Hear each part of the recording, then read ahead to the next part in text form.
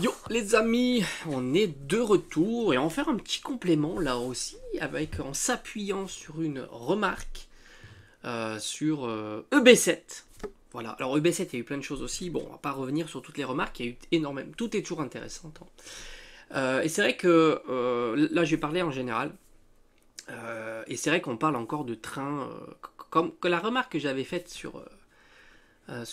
c'était Tempête Argentée, où j'avais dit tiens il y a des displays, alors je sais plus combien c'était, 170 ou peu importe, c'est-à-dire que la display n'est pas encore montée. J'étais surpris de voir qu'au final, quand il y a de la display stock suffisant à des bons prix, il n'y a pas d'engouement sur la série. Et c'est vrai qu'une fois que la display commence à faire 200, 210, 215, 220, tu aperçois que là il y a de l'engouement et tout le monde veut avoir cette display là. Et tu as eu la même réflexion, et c'est encore pire sur Evo CS, puisque Evo CS avait déjà pris l'ascenseur, et quand le Duopack est sorti, franchement, je t'ai fait énormément de vlogs, il y avait du Duopack partout, ça coûtait 10 balles et personne n'en voulait. Maintenant, on regarde le Duopack, il est à 20 euros, il a fait un x2, et c'était hier. C'était quasiment hier. Et en plus, tu as le petit booster EV2, je crois, qui est pas si mal, et tu verras quand EV2 va commencer un petit peu à... Enfin, voilà, tu sais que tu connais l'histoire. Et pareil pour les Pokéballs, etc. Tout le monde s'en foutait, les coffrets Fulgudog aussi, et ainsi de suite. Donc c'est assez marrant de voir un petit peu ce phénomène, alors que pourtant EB7, on l'a déjà vu, il avait pris son petit élan, même son gros élan. Et ben voilà, quand il revient sous les formats qui n'est pas le format, on va dire, très moteur de la progression, hein, booster scellé, ETB, display, ben, il attire moins, alors qu'on sait pertinemment que il y a le prix, hein, un booster c'est un booster, hein, surtout si tu veux faire de l'ouverture, c'est ça qui est génial, c'est que si tu veux ouvrir du EB7, pensez que dans le booster solo de Duopack, il est moins chanceux que celui de display. Non, non, non, quand tu vois les horreurs qui peuvent tomber sur les displays, c'est très compliqué. Alors pour revenir à EB7, alors c'est vrai que EB7 on en a fait toute une petite vidéo à part entière, hein, sur les box breaks, sur les faits qu'il y a beaucoup de personnes qui aiment ouvrir ou du moins participer à des ouvertures de cette série là, et on va regarder, et c'est vrai que c'est par rapport à un commentaire, ce que pense, comment a évolué EB7 chez nos voisins européens. Alors pour te fixer, on va prendre, on va dire qu'on peut prendre deux items un petit peu phares, voire même trois items. Allez, trois items un petit peu phares de la série, enfin des séries Pokémon, le booster solo, Blisté, le TB et la display. Grosso modo, en version française, je pense qu'un booster scellé doit tourner aux alentours de 15-20 euros. Je pense. J'avais vu d'ailleurs qu'il était légèrement en retard comparativement aux deux autres formats. Pardon, j'arrive plus à m'exprimer. C'est marrant, j'ai toujours un petit peu la gorge prise, ça dure des semaines. Donc un petit peu en retard, donc je dirais entre 15 et 20 euros. En display, il est plutôt à 20 euros. Et sous The TB, c'est encore pire. Alors je sais plus, je crois qu'on était à plus de 200 euros le TB. Alors le booster solo, c'est marrant parce que les versions italiennes semblaient avoir le même format que les boosters anglais. Hein, tu sais, cette espèce d'emballage carton un petit peu comme tu peux retrouver chez Lorcana, tout simplement. Est-ce que j'ai un booster Lorcana sous la main? Évidemment que non. Hein. D'habitude j'ai toujours des petits boosters sous la main. Mais depuis que j'ai rangé, je retrouve plus rien. On va te dire, c'est plutôt classique. Quand tu ranges, tu retrouves plus rien. D'ailleurs, j'ai retrouvé ça en rangeant. C'est assez marrant. Voilà, petite parenthèse, le deck de voltage éclatant avec la petite drac au feu. Voilà, ça c'est quand je range. Voilà ce que je retrouve. Le petit deck d'éclipse cosmique avec magnifique Kyogre et un petit deck, on va dire buggé, avec du offensive vapeur et du origine antique à l'intérieur. Voilà, ça c'est quand je range. Voilà, je retrouve des petits trucs dans les tiroirs. Bon bref, on clore le sujet. Voilà, le booster il est en carton. Alors j'ai l'impression qu'un petit booster anglais, on tourne aux alentours de 12 euros. Et un petit booster italien, on est aux alentours d'une vingtaine d'euros. Donc c'est très cohérent avec nous en fait. Tu vois, nous on est plutôt dans les 20 euros. On est assez proche. On est assez proche, même si c'est vrai que les boosters anglais semblent être les plus bon marché. 12-15 euros. Mais on va dire qu'on est assez proche. Ça c'est pour les boosters. Pour les displays, alors une display allemande tourne dans les 120-130 euros. Tout comme une display anglaise, tout comme une display espagnole. Voilà, j'ai l'impression qu'on est aux alentours de 120, 130 euros. Et je crois que chez nous, on était à 200, il me semble. Il me semble qu'on était à 200, voilà. 200 euros, je pense que c'est à peu près ça. Donc tu vois déjà que... Mais c'est vrai que c'est moins flagrant, on va dire, que... Pardon. Sur les séries 151. Voilà. Surtout que 151, on l'a vu, hein, y a beaucoup de dispo, et j'ai l'impression qu'il y a moins d'engouement que nous, hein, rien qu'à l'ouverture, tout simplement. Même si, tu te dirais, les produits devraient partir au fur et à mesure, et du coup, bah, il devrait y avoir un petit peu de plus d'ouverture, et du coup, ça devrait diminuer la quantité du scellé. Mais c'est vrai que 151, les versions européennes, allemandes, espagnoles, même anglaises, bah, alors anglais, on peut le comprendre. Alors j'ai fait mes petites recherches, que je recherche un peu tout ça. J'ai l'impression que c'est traduit dans 11 langues, visiblement, et c'est distribué dans plus de 70 pays. Donc forcément, après, si c'est traduit dans 11 langues, tu as peut-être des pays dont c'est pas traduit dans la langue locale, en fait. Et du coup, la quantité de print anglais est plus important, et surtout, peut-être qu'il y a des pays où il n'y a pas d'engouement au final sur Pokémon, ça se vend mais sans plus, tu vois. Et du coup, c'est souvent peut-être des versions anglaises, parce que c'est pas traduit, parce que justement il n'y a pas d'engouement, et du coup ils utilisent des boosters anglais, donc du coup on imagine bien que le circuit anglais, surtout si tu fais de l'international, est plus large et certainement moins demandé que ça dépend les zones, mais moins demandé en général. Donc c'est pour ça. Après, tout ce qui est allemand, espagnol, etc., c'est vrai que c'est traduit, et du coup, tu vois un petit peu l'engouement qu'il pourrait y avoir dans ces pays-là pour Pokémon, qui semble être moins important en tous les cas que chez nous. Alors pour Évolution Céleste, on est toujours sur Évolution Céleste. Donc on a vu le TB, que dit les displays. Alors ça c'est intéressant aussi. Alors le moins cher, c'est visiblement, hein, ça semble être les Espagnols, dont la display tourne aux alentours de 320 euros. Après on monte un petit peu, on monte beaucoup même, on est aux alentours de, on va dire globalement à 500 euros pour une display allemande, et on est à peu près, on va dire grosso modo à 600 euros pour une display anglaise. Voilà. J'ai l'impression que si tu devais voir un petit peu, ça va de 320 à 600 euros pour les voisins européens, avec l'anglaise, allemande et espagnole. Nous, on a dépassé les 700 euros. Je dirais facilement, hein, je pense que, alors je parle pas d'ouverture type box break, etc., mais on doit, alors quoi qu'on peut en trouver, alors je viens de voir sur certains sites, on peut trouver dans les 675, 700 euros, voilà, grosso modo. C'est à peu près ce que l'on retrouve par chez nous, donc là aussi plus cher. Alors c'est pas super plus cher comparativement à une display anglaise. On a vu, on était quasiment à 600, là on est quasiment à 700, donc il n'y a pas une différence colossale, mais il y a quand même une différence, mais en tous les cas pour nos voisins c'est plus flagrant quand même. Allemand on était aux alentours de 500, et espagnol on est aux alentours de 320, donc oui là il y a une grosse différence. Maintenant, que disent les cartes, parce que c'est ça qui est aussi intéressant, et on va même pousser un petit peu plus, parce que rappelle-toi, je l'ai souvent dit dans mes vidéos, Evo Céleste, la curiosité, c'est le fait que les full art sont globalement pas si cher, hein. Beaucoup sont moins de 20 euros. Les gold sont pas si chers, et tout ce qui est VMAX et EV évidemment. Donc on va regarder aussi des formats qui chez nous sont vraiment pas chers, malgré le fait qu'on a la display la plus chère. Je crois que japonais c'est à peu près comme nous. Il se trouve que japonais il y a des quotas, donc c'est catastrophique. J'en avais parlé. Contrairement à ce qu'on pourrait imaginer, les quotas c'est plutôt catastrophique sur la japonaise, parce que dans le quota, alors on pourrait dire oui mais ça m'assure une bonne carte, ben non, parce qu'ils intègrent de mémoire des formats horribles tels la dresseur qui vaut absolument rien. C'est ça qui est assez embêtant. Alors par exemple, on va prendre, on va faire crescendo par rapport au format tout simplement des cartes. On va prendre un petit Noctali V. On va voir un petit peu ce que peut valoir un petit Noctali V. Un petit Noctali V en français, c'est grosso modo, c'est 2-3 euros, hein, grosso modo. C'est à peu près ça, si tu regardes. Bien sûr, en near mint.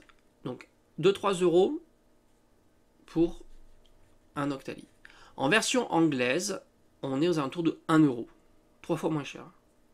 Ça, c'est pas bon. Sachant que la display est 100 euros moins cher alors qu'elle est 3 fois moins chère la carte, c'est vraiment catastrophique. En espagnol, elle est à 1,5 € à peu près. Donc en fait, c'est assez bien là, de voir que la carte, elle n'est pas si sous-cotée, c'est pire chez nos voisins. Donc ça, c'est intéressant. Après, j'ai pris, est-ce que j'ai une VMAX? J'ai pris la Noctali VMAX. Ça, c'est intéressant parce que la Noctali VMAX, chez nous, elle tourne aux alentours de 10-12 euros. 10-12 euros, c'est la plus chère des VMAX. Et là, en espagnol, rappelle-toi, en espagnol, la display était à 300 euros. On est à peu près à 5 euros. C'est plutôt cohérent. Pour l'instant, on est raccord. Où on n'est pas raccord, c'est encore le marché anglais. C'est ça qui est fou. C'est-à-dire qu'il y a une... Si tu fais l'espérance de la display anglaise, c'est encore pire. Parce que tu as une display à 100 euros. Quoique, est-ce que c'est encore pire? Enfin, vu que l'espérance est cata, c'est pas vraiment pire. Mais il y a une vraie... encore plus... La différence sur les cartes est encore plus marquée. On va voir si c'est sur tout le reste. Tu prends un Octalis, c'est moins de 5 euros. Alors que la display est à 600 euros, tu vois. Donc ils ont des prix de cartes un peu comme les Européens, type espagnol ou allemand. La carte type allemande ou espagnole qui est aux alentours de 5 euros aussi. Tu t'aperçois quand même qu'il y a une... C'est plus harmonisé par rapport au prix de la carte, mais pas du tout par rapport au prix de l'item. On continue. Donc on a vu la VMAX. On va voir la Gold. Est-ce que c'est par chez nous, elle plaît pas? Ou c'est un petit peu internationalisé le fait qu'elle plaise pas. Bah oui, dans tous les cas, tu prends un Lézargus Gold, on est à 10 balles, même pas 10 balles en espagnol et en anglais. En allemand, on est aussi à 10 balles, donc tu t'aperçois que là encore une fois, ils font moins bien que nous. Mais nous, on n'est pas très haut, on est à peu près à 15 euros. Mais c'est toujours moins cher. Après, les full art. Alors j'ai pris une full art aléatoire, mais j'ai pris quand même un Evolution, quand même, pour donner un petit peu plus de corps à l'analyse. C'est incroyable aussi. D'ailleurs, on avait fait la même réflexion en japonais. Rappelle-toi, les cartes japonaises, hormis les alternatives, ça valait quasiment rien. Ça valait toujours moins cher, alors que la display est très chère. Donc c'est un peu pareil. Carte anglaise aux alentours de 12 euros. Carte italienne à 12 euros. Espagnole à 14 euros. Donc là aussi, par chez eux, les cartes full art sont ultra pas chères. Et enfin, j'ai pris exprès une alternative, mais une alternative peu recherchée. J'ai pris, comment il s'appelle, Charmin. Non, mais comment il s'appelle celui-ci? Je l'ai en version, là j'ai son nom en version, je te montrerai l'image parce que je te parle. Charmila, je crois qu'il s'appelle comme ça. Peu importe, je te mettrai l'image en illustration de l'alternative. Chez nous, elle est à peu près à, bon, on verra, 25-30 euros. Et bien là aussi, c'est hallucinant. Tu as une alternative à 14 euros en anglais, en italien, en espagnol. C'est assez fou. En allemand, elle est un petit peu plus chère. Elle semble être un petit peu plus chère. Alors que, voilà, en allemand, on est plutôt vers les 20 euros. Et chez nous, la version française, il me semble qu'elle était aux alentours de 25 à 30 euros. Et on est à 25 euros. Donc tu vois, là aussi, la différence de prix est plutôt notable sur tout un tas de formats de cartes. Et enfin, les cartes qui vont t'intéresser le plus, j'en suis sûr, le Noctali et le Rayquaza. Sans surprise, le Rayquaza le moins cher, c'est la version européenne. Tu as les versions type espagnole à 250, allemande à peu près à 280-300 euros, anglaise à partir de 300 euros.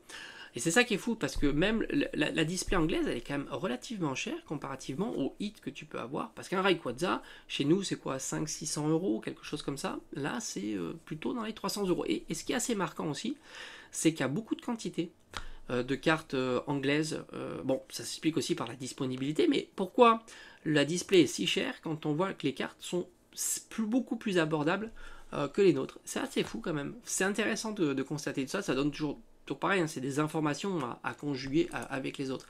Et quand tu vois le manque d'engouement, tu dis, mais oui, mais s'il y a un manque d'engouement, pourquoi les cartes sont quand même sont quand même assez chères, et surtout pourquoi la display est si chère? Alors, sur l'espagnol, tu as le Noctali qui est aux alentours de 500 euros. C'est le Noctali le moins cher. Alors, je parle de européen. Je crois que le moins cher, c'était le Noctali, je sais plus si c'était coréen ou... Je crois qu'il y a des displays de Evo Céleste qui sont encore raisonnables. Alors, je sais plus lesquelles versions c'est. Chinois, je crois pas. Je sais plus, c'est chinois, coréen. Mais je sais que j'avais vu que tu pouvais avoir, je crois que c'était 1 euro du booster, 1 ou 2 euros du booster, enfin c'était raisonnable, à vérifier, mais j'en ai fait une vidéo tu devrais pouvoir trouver ça sans trop de difficulté. On ira peut-être vérifier là dans cette vidéo là, tiens, ça peut être intéressant. Je vais regarder si j'ai d'autres...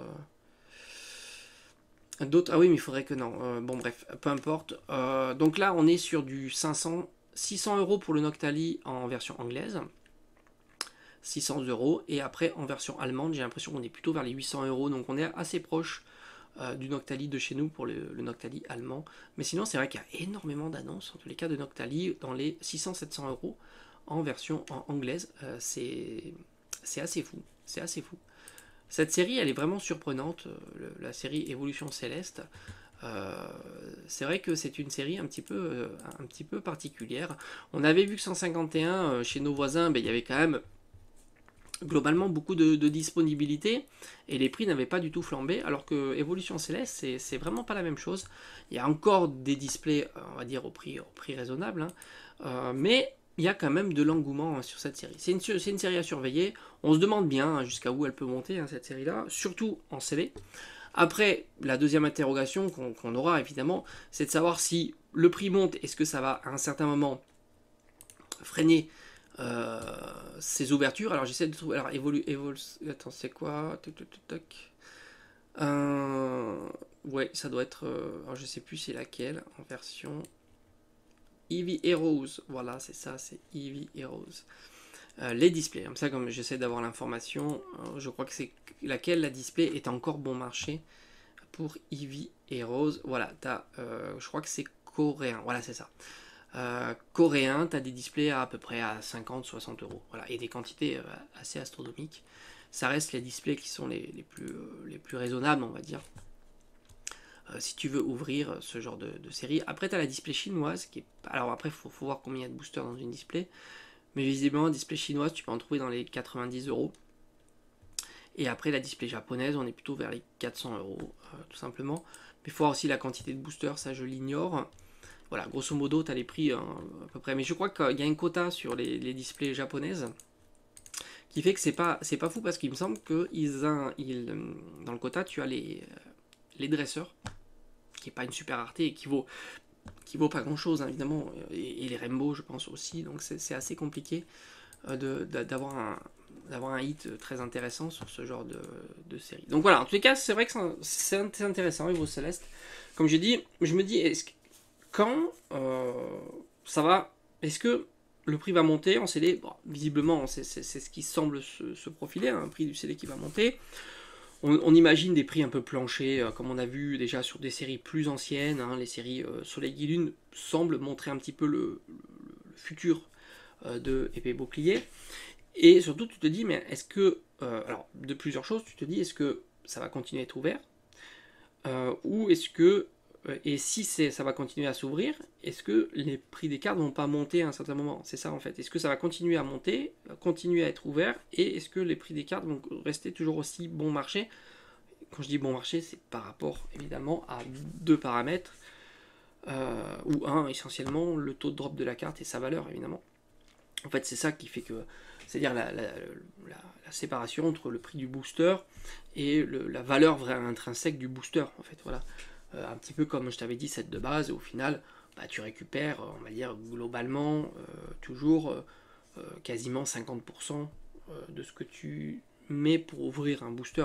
Alors que pour récupérer 50% sur Evo Céleste, c'est du très très compliqué. Et surtout si ça continue à monter, là on est à quoi, à peu près à 20 € du booster. Si ça continue, on sera à 25, puis après à 30 € du booster. Donc pour récupérer ne serait-ce que, on va dire, 50% ou 30%, faut faire tomber du 8, quoi.